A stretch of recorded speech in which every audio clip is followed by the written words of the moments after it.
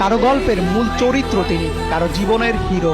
কেউ তাকে দেখে বড় হয়েছে, কেউ বা শিখেছে কিভাবে হেরে গিয়েও ফিরে আসতে হয়। কারো কাছে তিনি অহংকারী, কেউ বা আবার তার মানবতায় মুগ্ধ। কখনো কোকড়া খেয়ে পানি খেতে বলে শিরোনামে আসেন, আবার কখনো সাংবাদিকদের মাইক পানিতে ফেলে দিয়ে। মাদেইরার সেই ছোট্ট রোনালদোকে তো এখন সবাই চেনে। হ্যাংলা পাতলা সেই ছেলেটার ফিটনেস তো এখন অন্য ফুটবলারদের যোগায় অনুপ্রেরণা। অল্প বয়সে বাবা হারানো রোনালদোর মানসিকতা পাথরের চেয়েও শক্ত, যাকে বারবার ভেঙে ফেললেও ভাঙা যায় না। ক্রিস্টিয়ানো রোনালদো দো সান্তোস আভেইরোকে এখন মানুষ চেনে CR7 হিসাবে। একজন রোনালদো বদলে দিয়েছেন পুরো সৌদি আরবের চিত্র।